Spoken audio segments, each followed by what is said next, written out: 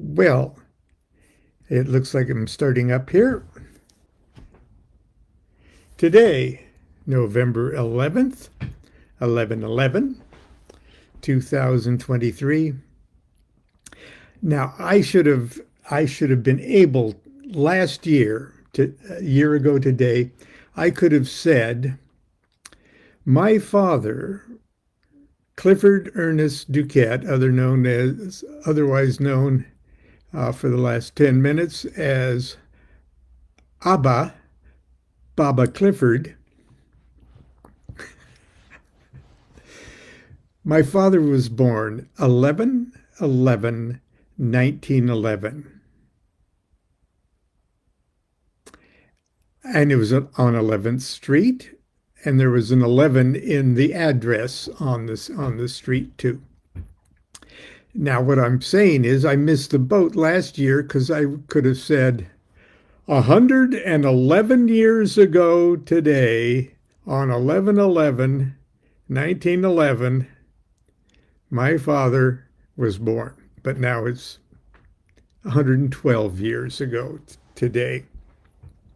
And my father died. He was a young man. He was only like 62, just barely 62 years old uh, when he died, and that's far too young. But he lived quite a life, and I just wanted on this day just observe a couple little things.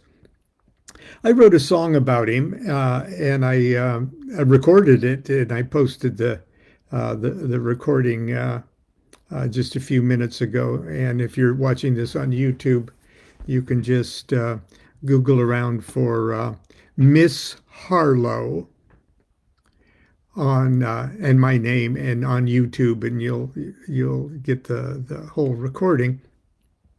But I cracked out my guitar this morning, or my little portable Taylor, and I recorded on photo booth or whatever the cheap little thing here that's installed on my computer, and I just to see if I could remember how to play it.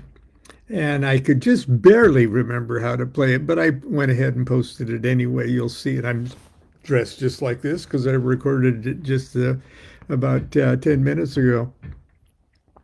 But anyway, my dad was I'm sure we all have, well, uh, biologically, we all have fathers. And many of us, or most of us, uh, have uh, have fathers in our lives, and it's a pretty big thing. And but my father was a very interesting guy, uh, and one of the most noble characters that I've ever encountered. Um, but he was a Scorpio. Obviously, he was a secrety old Scorpio. And it wasn't until just about less than a year ago, I was combing the records on Ancestry.com. I'll plug Ancestry.com because I have fun with it. I discovered that my father was married twice before he married my mom, and I've got their names and their dates of birth and death and subsequent husbands and things like. But it made me realize I know nothing about my own father. I didn't even know about this Jean Harlow uh, episode until uh, he was on his deathbed. My mother met this guy in a little radio repair shop in Long Beach that told her to say hello to my father, and then he told a story about my father dancing with Jean Harlow at the Santa Monica Pier in 1932. I didn't know about that. And I thought, whoa, that is so romantic. Wow, I would have told my kids that story every week for the rest of their lives. Um, but anyway, but that was just like Dad. I uh, I was recording at Warner Brothers at the time. I was doing some kind of uh, studio work, and I asked the engineer to keep the tape rolling because I was at the piano, and I wrote this song, Miss Harlow. I wrote the song, and I originally wrote it on piano, and I also had a radio show on KNAC FM in Los Angeles. Technically, the studio was in Long Beach, uh, and it was a weekly comedy show. But this is with my good friend Dave Gunner, and his father was the producer of the the show, and we did comedy sketches and played like vintage records. It was a cool show, uh, but I had a venue. I had the Los Angeles KNAC was at the time the number one rock and roll FM station in Los Angeles. So it was a good audience. And when we would visit my father and mother in Long Beach, uh, I'd be able to, the show was transcribed, I'd be able to play the song on the radio and have my dad actually hear the song. Okay. And I know this may sound anticlimactic and everything else, but I was very excited about it. And it was a great track too. It was the production value was it was just me and a piano, but it was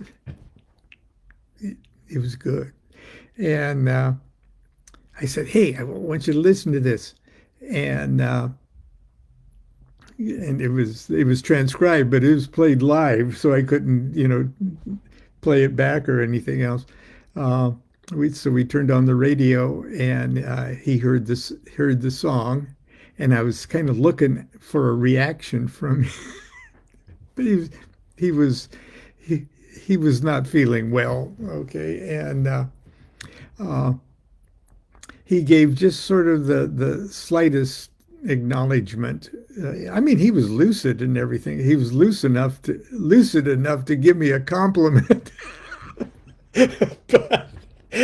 but I think he had other things on his mind anyway. Um, but anyway, that's the story of the song.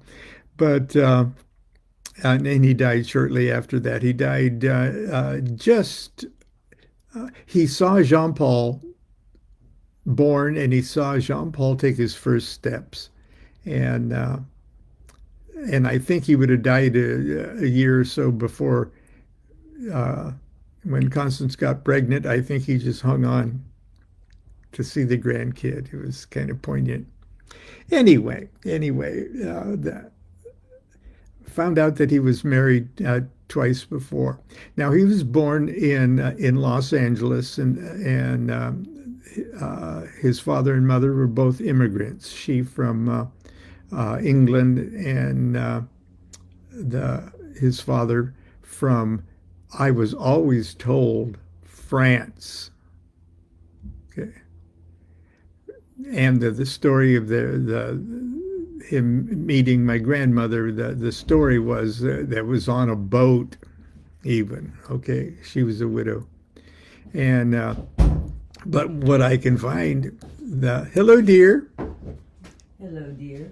Did you go for a bike ride? An hour bike ride.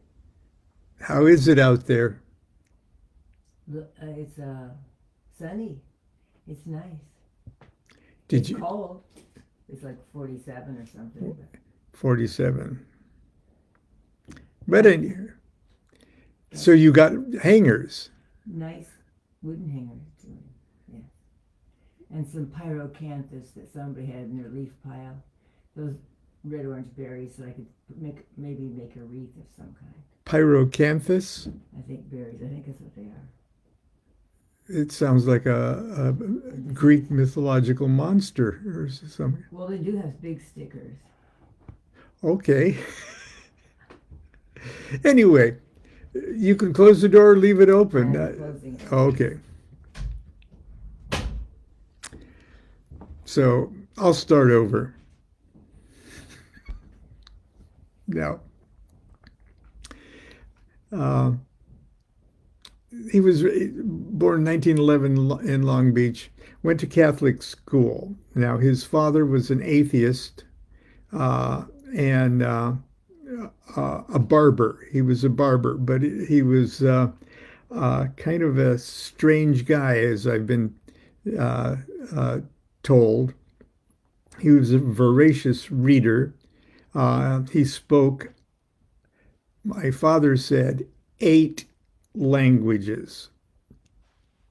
And he never dreamed in the same language 2 nights in a row. That's what my father said. But he was a barber, and there were so many immigrants in the Los Angeles area that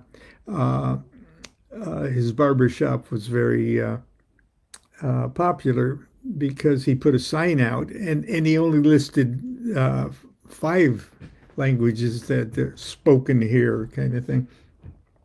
But anyway, Dad went to high school in Long Beach and then went to UCLA,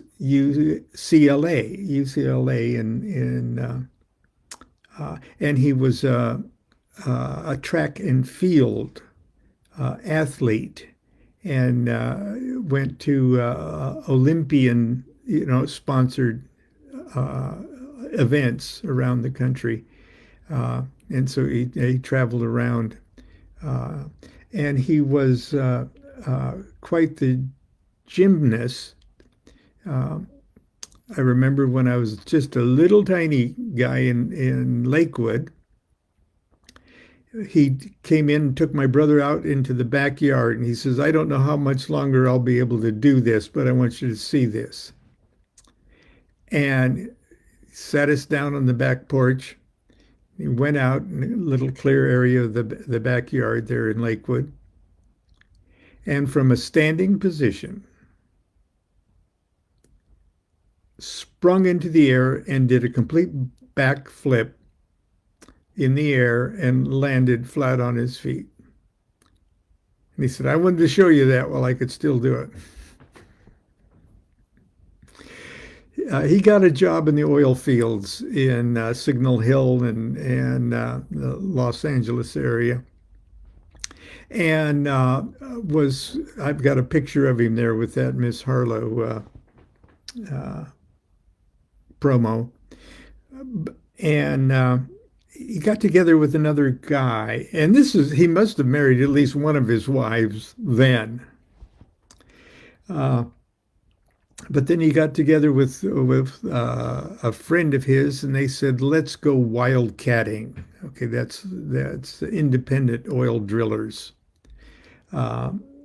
looking for new oil deposits. And they went to Nebraska and Colorado and Kansas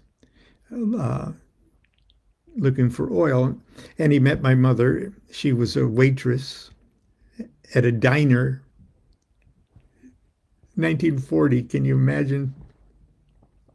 1940, and before World War II, and he met my mother and they got married in Chapel, Nebraska, in 1940, and he brought his new bride back home to Long Beach to discover that his father had died and his mother was seriously ill in the hospital. But anyway, so Dad was a wildcat well driller. And when he got back home, he got a job as a driller. The driller is like the captain of a ship. Okay. There's driller and tool pusher and other names for the men on an oil rig. But anyway, he had a good job with Signal Oil and Gas, or Richfield Oil, and World War II broke out, and his job was frozen. In other words, he could not quit his job,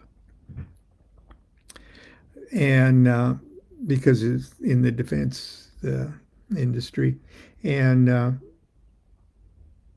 my brother was born in 42, and all of that.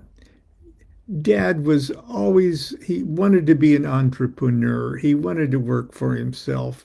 And him and another oil drilling friend in the early 50s said, let's go drill water wells in the Midwest, because there's a thing called, or there was a thing called, the Ogallala water aquifer that goes all under Nebraska. It's all just clean, ice cold glacier melt water.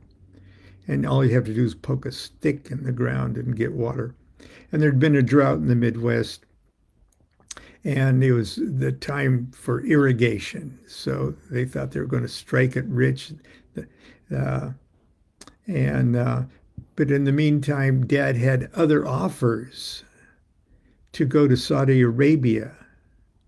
And we'd have to move to Saudi Arabia for a couple of years. And then he had an opportunity to go to Sicily to drill for oil. And we were almost ready to go, but Mount Etna blew up, the volcano, and it freaked my mother out, so we didn't go there. And so we said, let's go to Nebraska. So that's how the whole Nebraska thing happened. And so that's, I wish I had, super exciting things to say about both my parents, but they were just incredibly honest and virtuous to a degree, except completely lying to their kids about about their past. And but it was a different time and different people. And I miss my dad very much. He was a Freemason. He joined the Freemasons the year I was born. He was very, very proud of his Masonic experiences and his Masonic credentials. He was also a Scottish Rite Mason. When I was 50 years old, I joined his old lodge. And both lodges, his Blue Lodge and his Scottish Rite Lodge, I'm still a proud member of both. And he always wore his Masonic ring and kept his dues up to date. But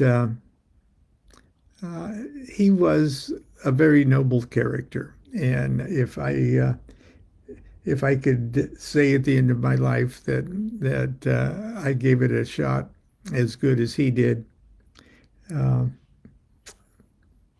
I'd be pretty happy. Anyway, that wasn't very occult or anything else, but I thought I'd share that with you on his 112th birthday. Of course, his name was Clifford Ernest DuQuette. So if you're wondering, I wonder if that's what the Rabbi Lamed Ben Clifford is about. Well, yes, I'm the son of Ben, son of Clifford. So I don't know what he would think about all of this occult stuff, because he said